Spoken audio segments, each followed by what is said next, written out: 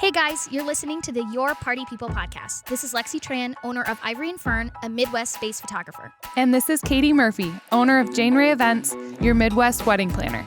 We're here to give you couples a guide on how to maneuver one of the best days of their lives and how to keep it from being one of the worst. Welcome to the party. Woo woo! Hi guys, we're back. Today, last time we talked about you've got friends and you've got vendors, and I feel like we all learned a valuable lesson last time. This time, if you got married in 2020 and you're planning something for 2021 now, this is the episode for you. That is all we're talking about today. But before we jump in, it is National Pink Day. Yes, it is. So we are, of course, wearing pink. We're drinking rosé wine. Pink, and if you're watching, it should be Wednesday. And we wear pink on Wednesdays. Yes, we do. I feel like I told Lexi I am channeling Regina George's mom right now. Not Regina George. Not Regina George, but her mom. With my pink shoes. I got it down, I feel. All I think of is the velour sweatsuit that has like the sassy, like bejeweled on the butt. Yes. And she's dancing in the aisle for the talent show. Like, oh, knows all the moves.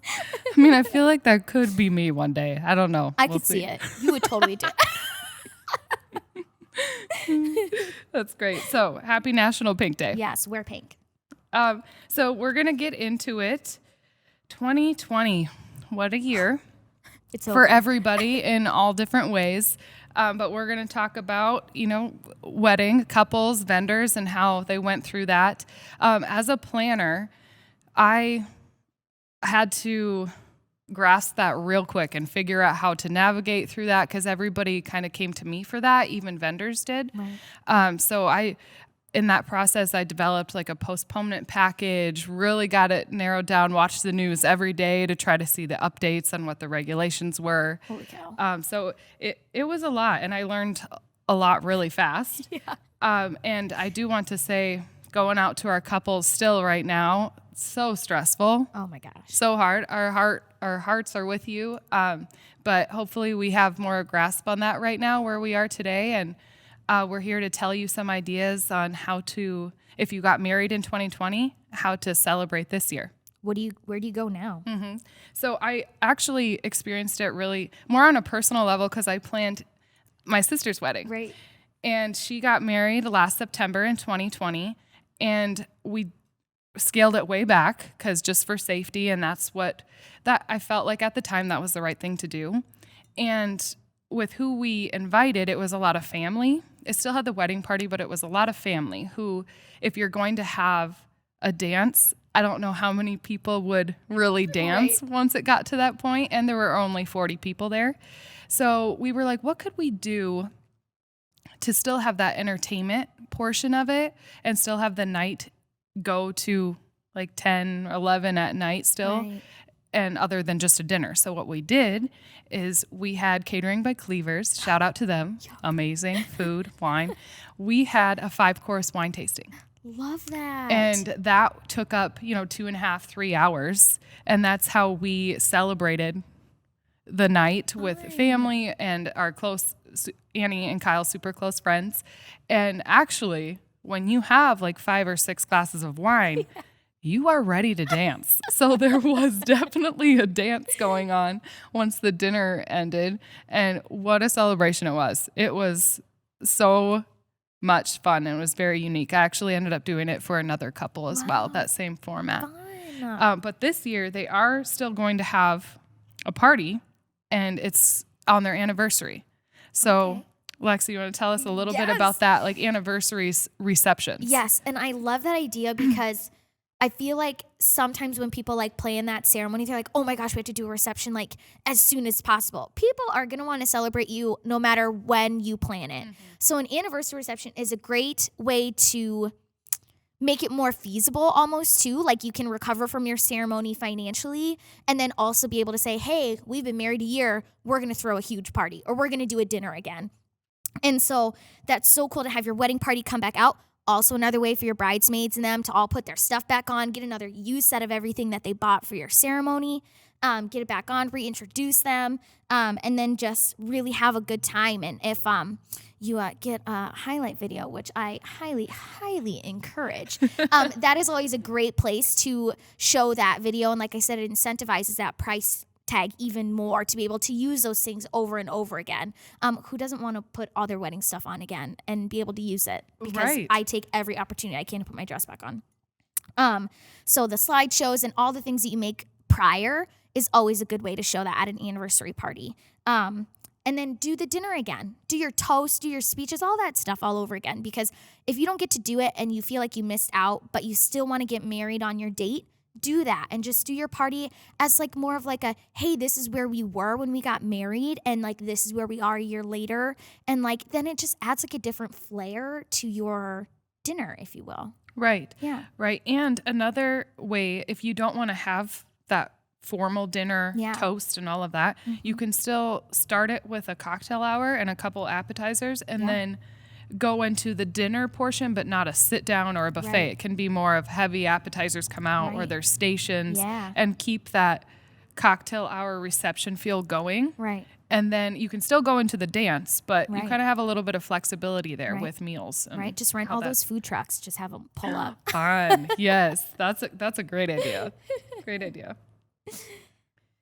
And another thing too I want to mention with having the anniversary celebration, you don't necessarily have to go with your classic wedding palette or the classic wedding roses, blushes, all that, which is beautiful. And if you want to have at it, go ahead.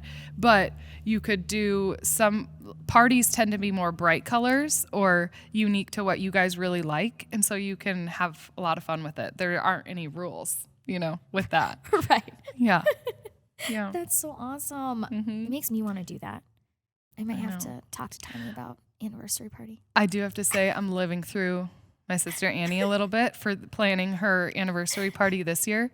I'm like, oh, we're actually doing a carnival carnival theme. It's all the colors and it's just going to be a fun party with food trucks actually too. My gosh. So I'm living through her for sure. Yeah. You should just have an anniversary party regardless, I feel like. Whether you got married or not. I feel like that should just be a thing.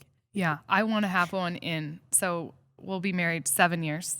And I want to have one in 3 years. Big one. Let's just normalize it. Yeah. Let's just make it a thing. Oh my gosh. Before we go into our next subject and topic about celebrating this year, we are going to hear from our girl Ashley with This or That, and we will be right back. Hey everybody, it's Ashley with This or That, and today we're talking about fresh floral versus silk floral. I think a common misconception is that always silk is going to be more cost effective than fresh, and that's just simply not the case. So if you're working with a local rental company who offers silk floral arrangements, typically that is a more cost effective way to get a little more bang for your buck. So it's a great way to incorporate into your centerpieces and arch garlands a heavier floral presence than you would maybe be able to afford if you went all fresh. However, if that's not an option and you're planning on going out and purchasing silk for yourself, it will be more expensive than typically getting all fresh through your local florist. So I would encourage you to price check and get some quotes, and you will be probably pleasantly surprised at the amount of floral that you can afford. And greenery goes a long way too, right? So you can get a good amount of fresh greenery and a really simple and clean look for your ceremony and reception that doesn't make you go over your floral budget. So those are some things to consider when thinking about fresh versus silk. Ashley's always killing it with that This or That, man. She is. I can't Ashley Anderson, everybody. Yeah. Great job. She's made for it, man. Okay, Katie, tell us the next thing we're talking about. What's our next bullet? Yeah, so our next tip was celebrating this year, if you got married in 2020, is to have that sequel wedding. So have the full-blown get married again, renewal of vows in a way, and then have the cocktail hour, have the dinner, have the dance, hit all the highlights that you normally would have if you could have had your full celebration in 2020. Right. So, and I do have several couples that are doing that, and it is, if you really want that, this is your chance to have it. And so just figure out what's best for you guys. But it's definitely a thing that I think your guests and family and friends will appreciate, and they'll want to celebrate that whole day with you. You know? Right. And you know what's so interesting about that is we always say you only get this day one time, but like in this formality, and now that our times are changing with COVID, you don't get to do it just one time. If you want to split it into two separate things, you have that option now, where before it was kind of taboo to do it that way. And elopements were like, oh, that's strange, that's different. They don't do the full thing. But now you have the option to do a sequel wedding or literally do it all over again later. And so I think that it's like revolutionizing what we think of as a traditional wedding day. Yeah, you're so right. Like the rules, or I don't want to say rules, like the guidelines for planning a wedding and everything and how you do that are much more flexible right now because of COVID. It just had that effect on everything. And so just figure out what you as a couple really want and how you want to celebrate. And everyone who loves you and will be there will be along for the ride and go with that type of celebration. Oh, yeah, absolutely. Yeah.